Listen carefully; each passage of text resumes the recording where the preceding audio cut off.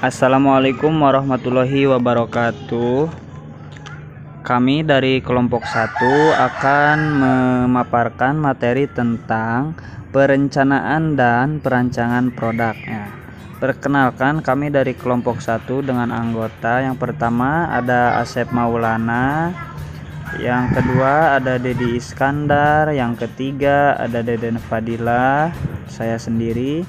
Yang keempat ada M. Abdul Khoshi, yang kelima ada Iqbal Tirta Kusuma, yang keenam ada M. Ebi Suhaibi, dan yang terakhir ada M. Khairul Nur Hakiki. Kami semua akan memaparkan materi yang telah ditentukan oleh dosen. Baiklah, materi yang pertama akan dibacakan oleh Saudara Asep Maulana.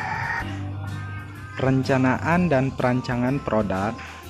Pengertian perencanaan produk.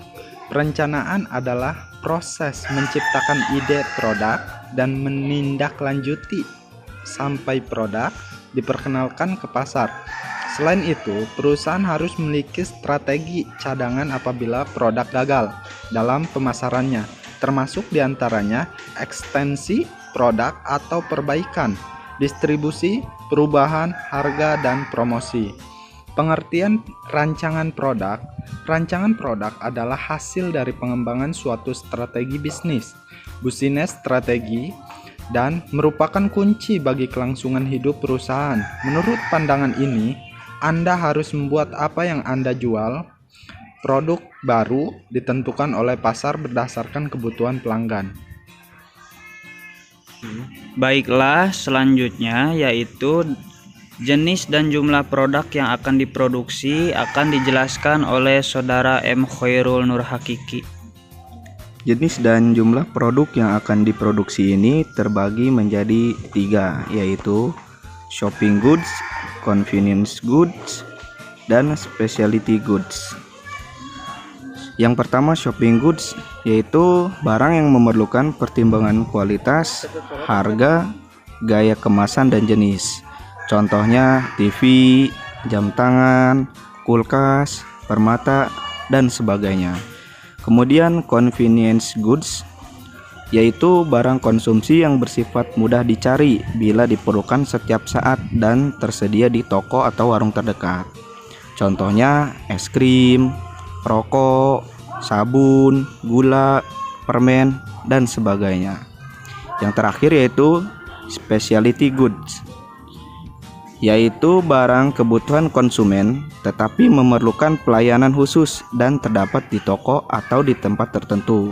Contohnya mobil mewah, jam tangan mewah, permata, dan sebagainya.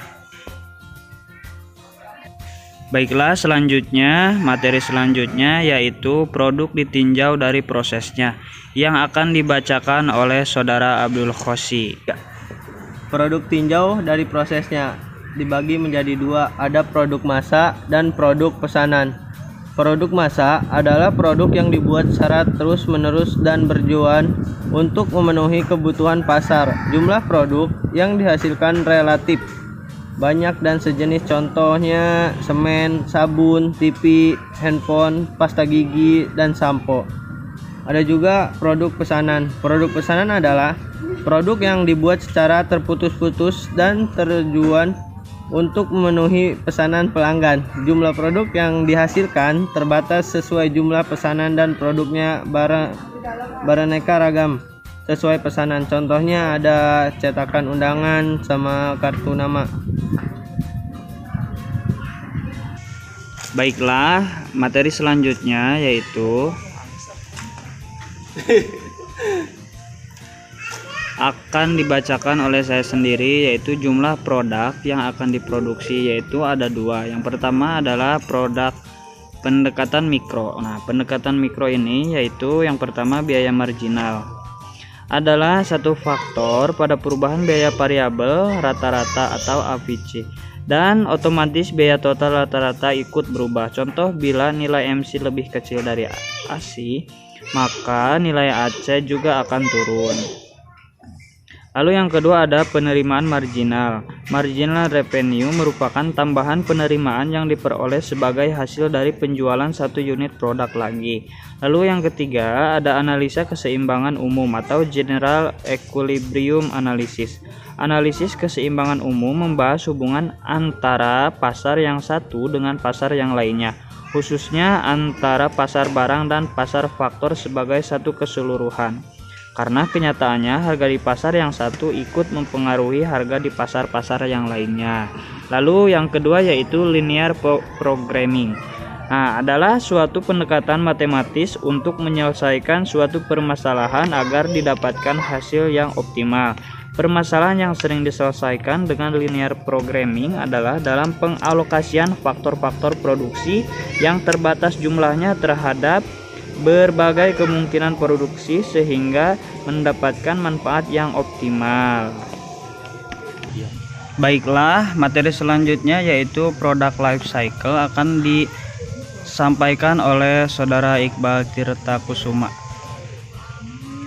Baik, saya akan membacakan product life cycle. Secara sederhana, konsep ini menyatakan bahwa hampir semua produk baru yang ditawarkan kepada masyarakat akan menjalani suatu siklus kehidupan yang terdiri atas 4.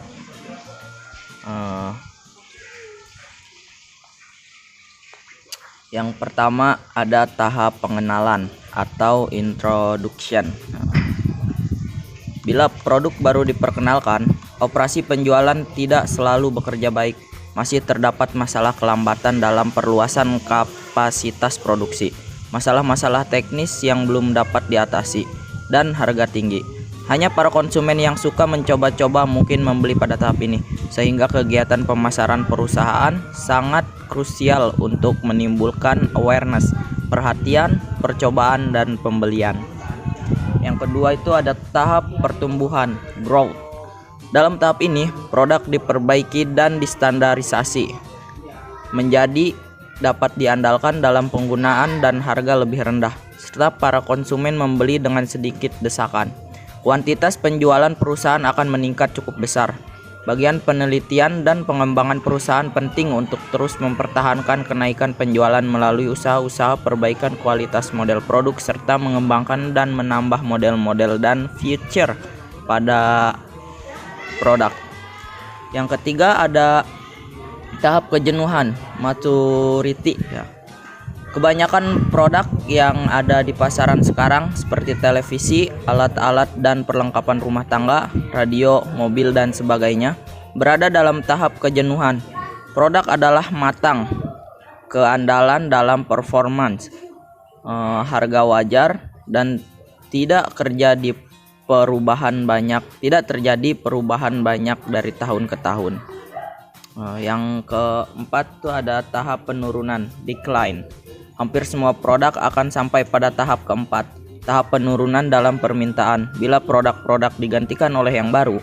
Tetapi tidak semua produk akan mengalami tahap ini. Sebagai contoh, pisau, sendok dan garpu, klip dan gunting kertas telah digunakan untuk jangka waktu yang panjang.